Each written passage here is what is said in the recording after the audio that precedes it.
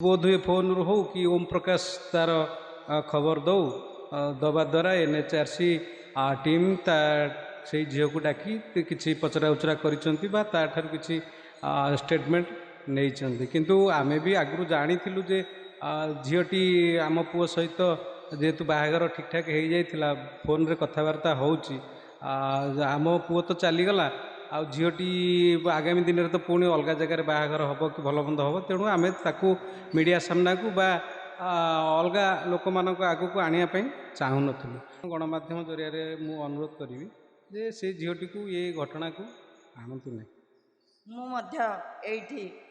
आमर सबू चैनल भाई भौणी मानू अनुरोध करी जड़े निरीह निरपेक्ष महिला को कौन सी द्वंद्व भितर को न आणतु एवं कहारी असुविधार पकईवा चेष्टा न करूँ आउ जो माने यही सौम्य घटन अजथा हस्तक्षेप करुछंती से माने मध्य या ठारे दूरे रुहंतु।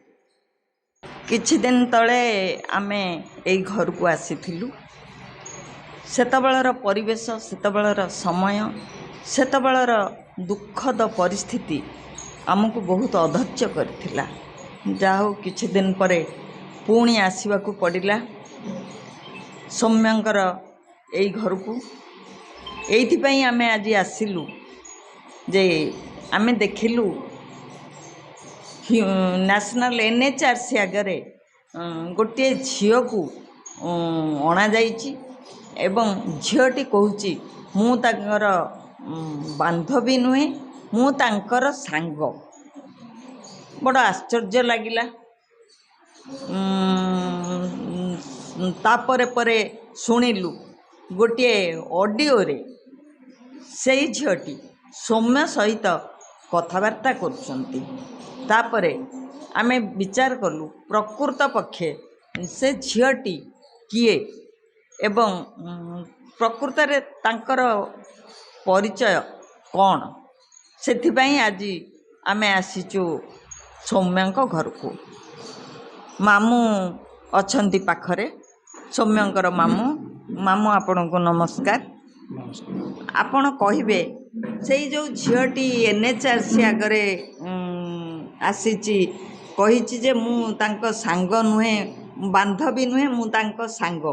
प्रकृत रे से झीलटीर संपूर्ण परिचय आमर आवश्यक नाही। से झीलटी किए एवं आपणक सौम्य सांगरे बा आपणक घर सांगरे तार कौन परिचय संपर्क थिला? मो सौम्यर मामू कहूँ से जो झीटी एनएचआरसी डाकिवा द्वारा तांको पाखक जाइथिला विगत किछ मास तले से झील सहित आम मो भणजार बाहागर ठीक ठाक होइतिला।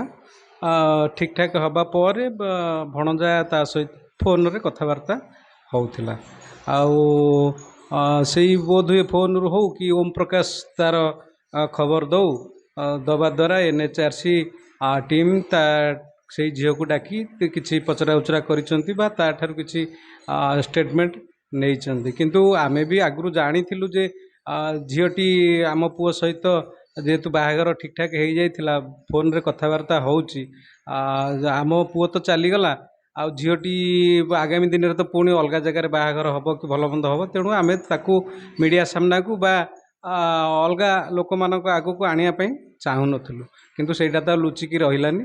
आउ बर्तमान एनएचआरसी टीम तांको से झील को डाकी तार पचरा उचरा कर एनएचआरसी हठात ए झील विषय रे एते बड़ लुकायित कथाटा को से जानिले केमती?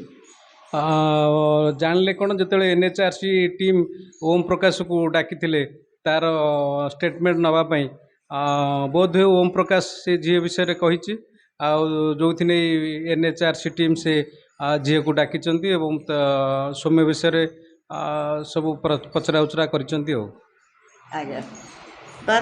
प्रकृत पक्षे झील विषय आपण आड़ू आपण किछि कहि नाहंती से नहीं जेहेतु झीटीर भविष्य अच्छी सी अलग जगार कौटी भविष्य बाहागर हम तेणु ये जिनस को ସମସ୍ତଙ୍କ ସାମ୍ନାକୁ ଆଣିଲେ ଝିଅଟି ହୁଏତ ଆଗାମୀ ଦିନରେ ବାହାଘର ହେବା ପାଇଁ ଭଲ ମନ୍ଦ ତାର ସିଏ ଆଗକୁ ଦିନରେ ଅବଶିଷ୍ଟ ଜୀବନ ବିତେଇବା ପାଇଁ ନିଶ୍ଚିନ୍ତ କଷ୍ଟ ହେବ କି ଲୋକମାନେ ଅଲଗା ପ୍ରକାର କଥାବାର୍ତ୍ତା କରିବେ। ତେଣୁ ସେଇ ଜିନିଷଟା ଲୋକଲୋଚନକୁ ନ ଆଣିବା ପାଇଁ ଯେହେତୁ ଝିଅ ଜଣେ ସିଏ ଆଉ ତା ବିଷୟରେ ଆମେ ଅଲଗା ଲୋକଙ୍କ ଆଗରେ ନ ଜଣାଇବା ପାଇଁ ଆମେ ତା ବିଷୟରେ କିଛି ଜଣାଉନଥିଲୁ। କିନ୍ତୁ ସେମିତି କିଛି ନାହିଁ।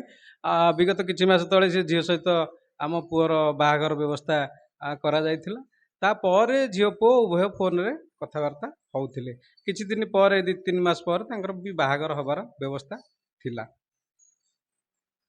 କିନ୍ତୁ ଭଗବାନଙ୍କର ତ ଇଚ୍ଛା ଅଲଗା ଥିଲା। ଭଗବାନ ଜଣକୁ ତା ଭିତରୁ ନେଇଗଲେ, ଆଉ ଜଣେ ଦୁଃଖରେ ନିଶ୍ଚୟ ଅତୀତକୁ ସ୍ମରଣ କରି ହେଉଥିବେ। ଠିକ୍ ସିଦ୍ଧାନ୍ତ ଆପଣ ନେଇଛନ୍ତି, ଆପଣଙ୍କୁ ଧନ୍ୟବାଦ। ଏଇ ଘଟଣାଟିକୁ କାହାରି ଆଗକୁ ନ ଆଣିବା ଆପଣଙ୍କ ଦୃଷ୍ଟିରୁ ବହୁତ ଭଲ ବିଚାର। ଆଉ ବହୁତ ଧନ୍ୟବାଦ, ବହୁତ କୃତଜ୍ଞତା ଆପଣଙ୍କୁ। ଝିଅଟିକୁ ଆପଣ ଲୁଚେଇକି ରଖିପାରିଛନ୍ତି, କିନ୍ତୁ ଯେ ମୁଁ କୌଣସି ମୁଁ ସୂତ୍ରରୁ ମଧ୍ୟ ଆପଣଙ୍କ ଗଣମାଧ୍ୟମ ଜରିଆରେ ସମସ୍ତ ଗଣମାଧ୍ୟମ ହଉ ବା ଅନ୍ୟ ସାଧାରଣ ଲୋକମାନେ ହୁଅନ୍ତୁ ସେ ଝିଅଟିକୁ ଏଇ ଘଟଣାକୁ ନେଇକି କିଛି କେନ୍ଦ୍ର କରି ସେମିତି କିଛି ଘଟଣା ଘଟାନ୍ତୁ ନାହିଁ। କାହିଁକି ନା ତାର ପୁଣି ଅବଶିଷ୍ଟ ଜୀବନ ସେ ଅଲଗା ଜାଗାରେ ଯେଉଁଠି ଅନ୍ୟତ୍ର ବାହା ହେଇ ସଂସାର କରିବ। ଆମେ ଯଦି ଏଇ ଘଟଣାକୁ ନେଇ ତାକୁ ଆ ଭିତରକୁ ଟାଣିବା ନିଶ୍ଚିନ୍ତ ତାର ଆଗାମୀ ଜୀବନରେ କିଛି ଦ୍ୱନ୍ଦ୍ୱ ସୃଷ୍ଟି ହେବ। ତେଣୁ ଆପଣ ଗଣମାଧ୍ୟମ ଜରିଆରେ ମୁଁ ଅନୁରୋଧ କରିବି ଯେ ସେ ଝିଅଟିକୁ ଏ ଘଟଣାକୁ ଆଣନ୍ତୁ ନାହିଁ। ମୁଁ ମଧ୍ୟ ଏଇଠି ଆମର ସବୁ ଚ୍ୟାନେଲ ଭାଇ ଭଉଣୀମାନଙ୍କୁ ଅନୁରୋଧ କରିବି, ଜଣେ ନିରୀହ ନିରପେକ୍ଷ ମହିଳାଙ୍କୁ କୌଣସି ଦ୍ୱନ୍ଦ୍ୱ ଭିତରକୁ ନ ଆଣନ୍ତୁ ଏବଂ କାହାରିକୁ ଅସୁବିଧାରେ ପକାଇବା ପାଇଁ ଚେଷ୍ଟା ନ କରନ୍ତୁ। ଆଉ ଯେଉଁମାନେ ଏଇ ସୌମ୍ୟ ଘଟଣାରେ ଅଯଥା ହସ୍ତକ୍ଷେପ କରୁଛନ୍ତି ସେମାନେ ମଧ୍ୟ ୟାଠାରୁ ଦୂରେଇ ରୁହନ୍ତୁ।